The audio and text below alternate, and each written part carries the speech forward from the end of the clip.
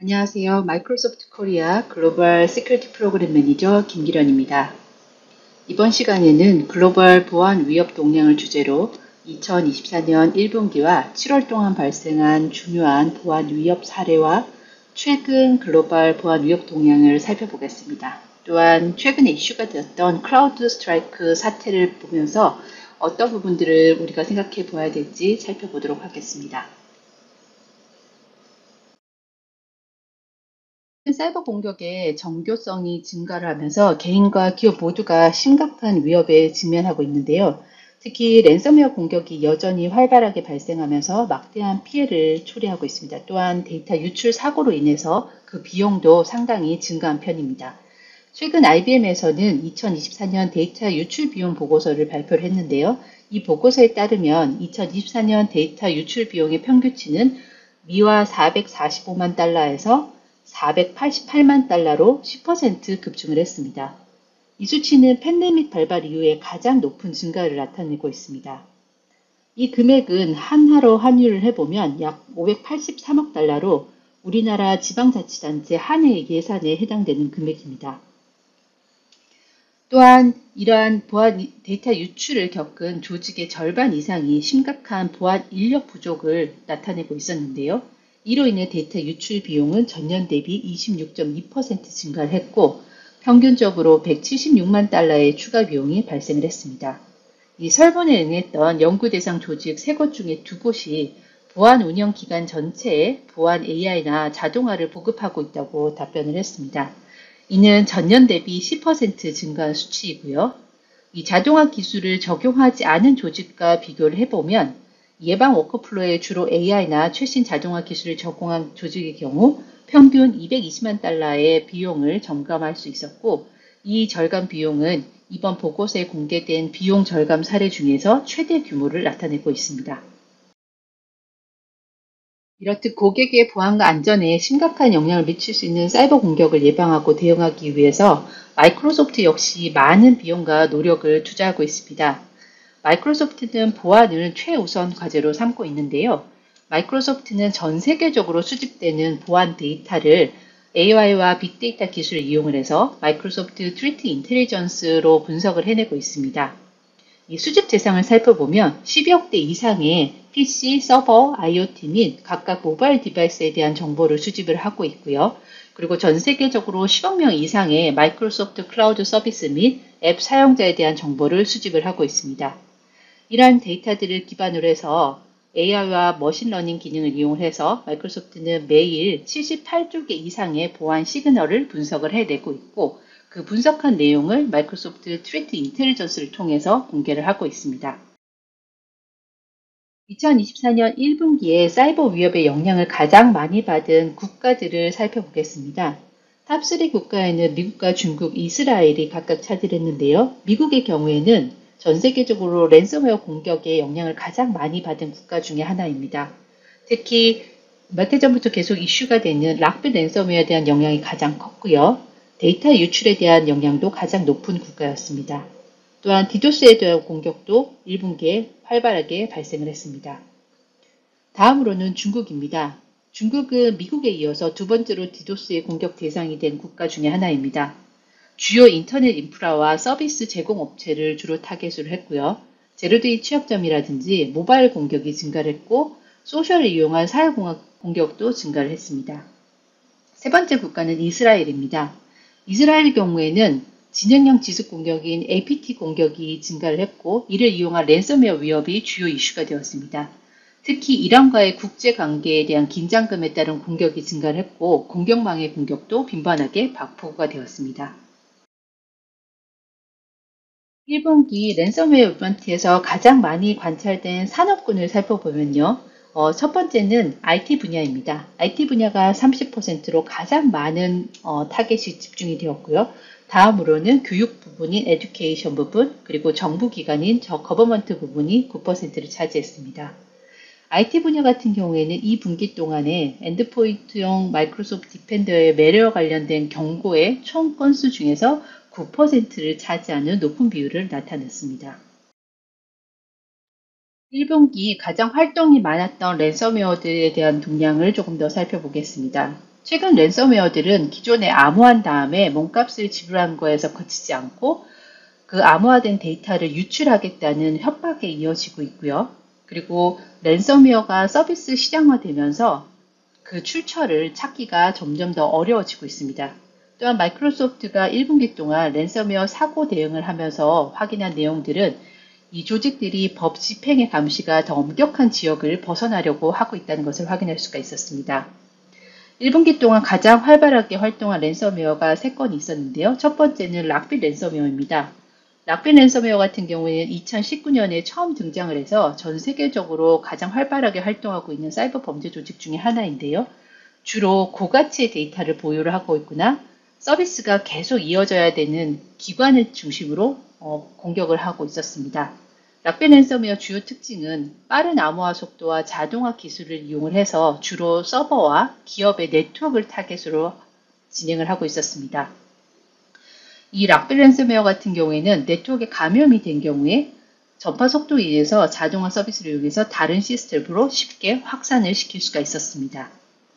이어서 블랙캣 랜섬웨어 같은 경우에는 알파V 또는 알파VNG로 알려져 있고 2021년 11월에 처음 등장을 했고요. 이 블랙캣 랜섬웨어 같은 경우에는 3중 갈취 전략을 취하고 있는데 데이터를 암호한 다음에 몸값을 지불하지 않은 경우에 데이터를 공개하겠다고 협박을 하고 디도스 공격을 가하기도 했습니다. 다른 랜섬웨어 그룹과 달리 블랙캣 랜섬웨어 같은 경우에는 다크웹이 아닌 일반 웹의 데이터를 공개하겠다고 협박을 해서 피해자에게 더 큰 압박을 가하기도 했습니다. 블랙버스터 랜섬웨어 같은 경우에는 2022년 4월에 처음 등장한 악성 소프트웨어인데요. 주로 금융과 의료, 제조, 에너지를 주 타겟으로 취하고 있고 이 블랙버스터 랜섬웨어 같은 경우에는 합법적인 윈도우즈 서비스를 이용해서 데이터를 암호화시켰습니다. 이런 락빗이나 블랙캣, 블랙버스터 같은 경우에는 전분기 대비해서 10% 이상 증가를 하고 있고 이 랜섬웨어들이 공격했던 주요 산업군을 살펴보면 가장 주 타겟이 된 부분은 컨슈머 리테일 부분이 가장 주 타겟이 되었고요. 이어서 금융 부분이 파이낸스 부분을 차지하고 있고 그 외에도 정부기관, 교육, 그 다음 제조, 텔레커뮤니케이션 등 다양한 분야에 걸쳐서 랜섬웨어들이 활발하게 활동을 하고 있었습니다. 2024년 7월에 가장 활동이 많았던 랜섬웨어 그룹을 살펴보겠습니다. 첫 번째 그룹 마나티 템페스트, 그 다음에 스톰 0249, 옥토 템페스트에 대한 그룹 활동이 가장 많이 감지가 되었습니다. 참고로 마이크로소프트는 2024년 4월부터 국가 배후 조직의 국제 그룹을 날씨 기호로 분류를 하고 있습니다. 이 템페스트라는 기호명이 붙은 그룹은 금전적 동기를 가진 그룹을 템페스트로 분류를 하고 있고요. 그리고 스톰이라고 붙여진 그룹은 아직 조사 중인 그룹을 스톰이라고 호칭하고 있습니다. 그 외에도 러시아 배후 조직을 블리자드라고 호칭을 하고 있고요. 북한의 거를 슬리트, 중국 같은 경우에는 타이푼이라고 분류를 하고 있습니다. 7월에는 메나티 템페스트와 스톰 0249 옥토 템페스트의 활동이 가장 많이 감지가 되었는데요. 이 메나티 템페스트 경우는 일명 데브 0243, 에빌콥이라고 불리는 랜섬웨어 그룹입니다. 이 그룹은 주로 다른 위협 행위자와 협력을 해서 코발트 스트라이커와 같은 맞춤형 공격 도구를 서비스형 랜섬웨어 시장에 제공을 하고 있었습니다. 스톰 0249는 2021년부터 활동 중인 액세스 브로커로 범블비와 같은 악성 소프트웨어를 배포를 하고 피싱 이메일을 통해서 랜섬웨어를 배포를 하고 있습니다. 옥토 템페스트 그룹은 2022년 초부터 활동을 시작을 했는데요. 주로 모바일 통신이나 기업의 아웃소싱 조직을 대상으로 공격을 시도하고 있습니다.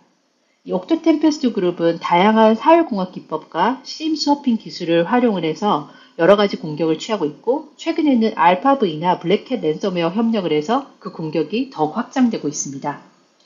랜섬웨어 오퍼링에서 노출된 사이트를 분석을 해보면 포그 랜섬웨어와 미아오 랜섬웨어에 대한 활동이 증가를 했습니다. 특히 미아오 랜섬웨어 같은 경우에는 데이터베이스를 대상으로 하고 있어서 DB를 감염시킨 다음에 몸값을 지불하지 않을 경우에 그 DB를 파괴하겠다고 하는 특징을 가지고 있습니다. 그리고 랜섬웨어 서비스 시장에서 랜섬 허브라는 서비스 시장이 주목을 받고 있는데요. 이 랜섬 허브는 2024년 2월에 등장한 서비스형 랜섬웨어 라스 서비스로 주로 기업을 대상으로 공격을 하고 있습니다. 이 랜섬웨어 허브 같은 경우에는 주요 특징이 VM웨어 ESXi 환경을 암호화하도록 설계된 리눅스 암호화 도구를 이용을 하고 있어서 주로 타겟팅 되는 게 VM웨어 EXAI에 올라간 버추얼 환경을 주로 타겟으로 하고 있고요. 마이크로소프트에서는 스톰 1874나 그리고 마나티 템페스트가 6월 달에 랜섬웨어 허브를 통해서 배포되는 것을 목격할 수가 있었습니다. 오른쪽 그래프에서는 2024년 5월, 6월, 7월 3개월 동안 발생한 랜섬웨어 관련된 인시던트를 나타내고 있는데요. 특징할 만한 것은 7월 달에 7월 11일 날 갑자기 이 그래프가 증가를 했습니다. 그 원인을 분석을 해보면 이 7월 12일에 페이크 업데이트 캠페인이 스파크를 친 것을 확인할 수가 있었는데요. 대규모의 페이크 업데이트 캠페인이 감행되었습니다. 이 페이크 업데이트 캠페인이라는 것은 사용자에게 가짜 소프트웨어 업데이트 알림을 보내서 사용자를 속인 다음에 사용자가 합법적인 소프트웨어 업데이트로 착각을 해서 그걸 설치하도록 유도하는 기법을 이용을 하고 있습니다. 업데이트 캠페인은 종종 랜섬웨어의 사전 활동으로 이루어지기 때문에 랜섬웨어 생태계에서는 유행하는 주요 기술 중의 하나입니다. 이 맨하튼 템페스트 같은 그룹도 이 페이크 업데이트 캠페인을 이용을 해서 공격을 시도를 했고 그 이후에 즉각적인 대응으로 그 인시던트가 감소했다는 것을 확인할 수가 있습니다. 이러한 랜섬웨어 공격들에서 가장 많이 탐지된 기술은 마이어티 택틱에 있는 주요 5가지 기술들이 올라왔는데요. 이것은 신규로 새롭게 올라온 기술들은 아니고 기존에 많이 이용됐던 크리덴셜을 수집하기 위한 패스워드 스프링이라든지 무차별 대입 공격이나 골드 SML, 기업의 비즈니스 이메일을 손상시키는 그런 공격들이 주로 활동을 일으켰고요. 그리고 특히 파워쉘을 이용한 공격들도 많이 보고가 되었습니다. 여기서 눈여겨야 될 부분이 파워쉘에 대한 기술인데요. 이 위협 행위자들은 가짜 오류 메시지를 사용해서 사용자를 속여서 악성 파워쉘 코드를 복사한 다음에 윈도우스 터미널에 붙여넣도록 유도를 합니다. 그래서 팝업 메시지는 사용자에게 이 부분이 합법적으로 보이는 것처럼 유도한 다음에 사용자가 그 픽시 버튼을 클릭한 순간 이 악성 파워쉘 코드를 이용해서 감염시키는 그런 기술을 이용을 하고 있고요. 특히 2024년 5월에 중국의 해커 조직인 트윌 타이푼 같은 경우에는 이 스피어 피싱 캠페인에 이 파워쉘을 이용해서 MS 파일을 포함시킨 다음에 그 악성 파워쉘 명령을 실행시켜서 그 공격을 진행하기도 했습니다.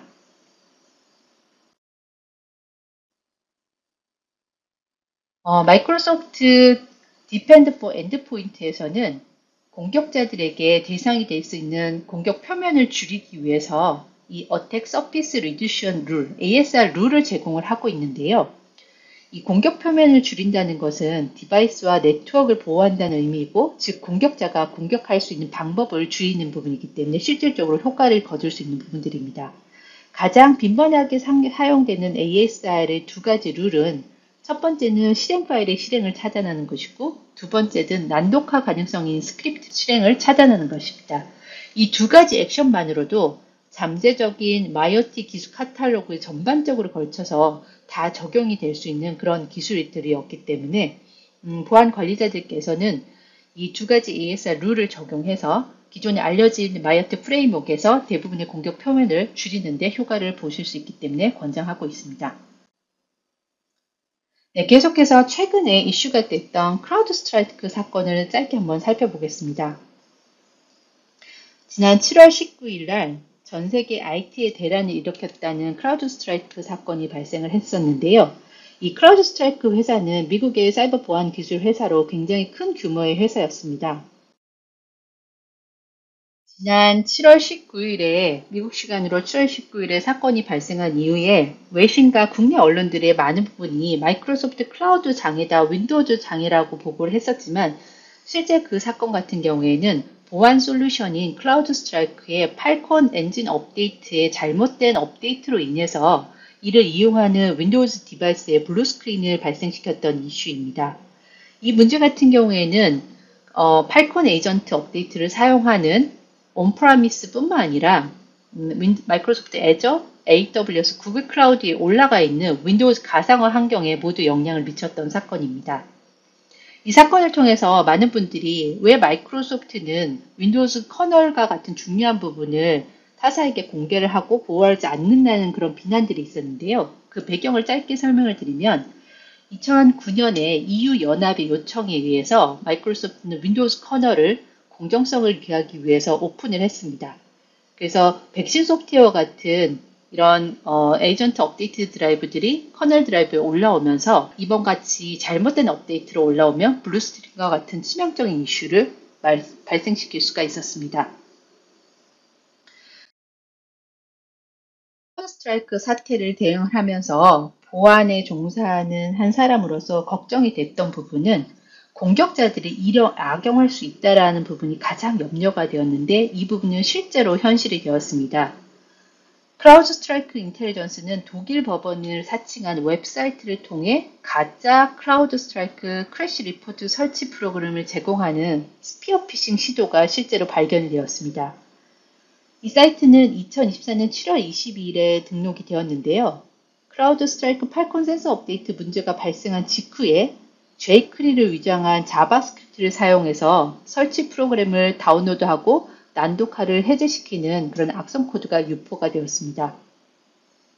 이 위협은 실제로 이 크라우드 스트라이크의 결함과 아무 관계가 없었고 자체의 보안 위협이나 침해를 나타내진 않았지만 반대로 공격자 입장에서는 굉장히 좋은 공격 포인트가 될 수 있다는 것을 시사하는 그런 중요한 이슈가 되었습니다. 이런 부분을 예방하기 위해서는 검증된 기업의 업데이트를 이용해야 되고요. 그리고 피싱 방지 인증 방법을 배포하거나 MFE를 적용하거나 마이크로소프트 디펜드 XDR을 구성을 해야 합니다.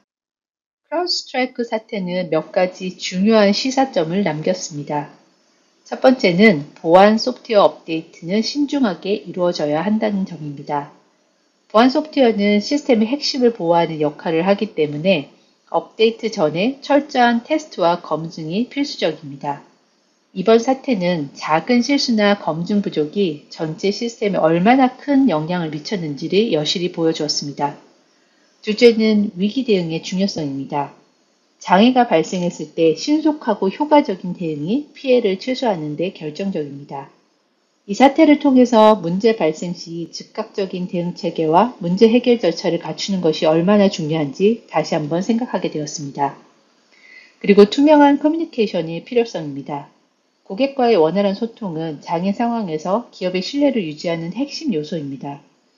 사태가 발생하면 고객에게 신속하고 투명하게 상황을 공유하고 문제 해결을 위해서 어떤 조치를 취하고 있는지를 명확히 알리는 것이 무엇보다 중요합니다.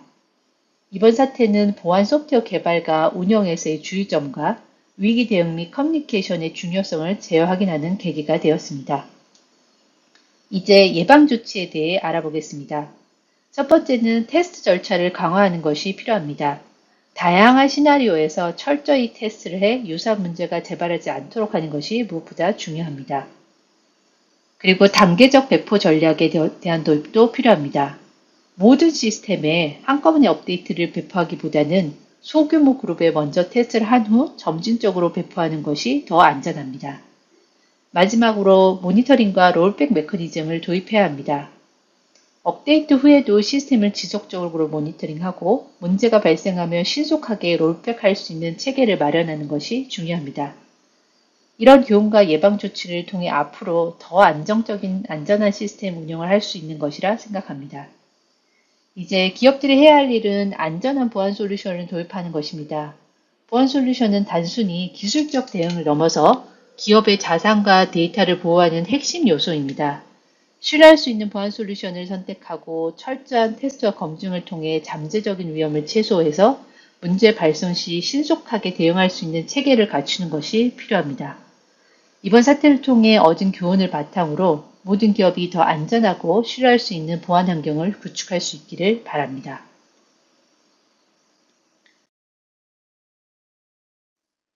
이 발표의 모든 컨텐츠는 마이크로소프트 디펜더 3 인텔리전스에서 제공하고 있으며 마이크로소프트 코파일럿 포 시큐리티에 통합되어 있습니다.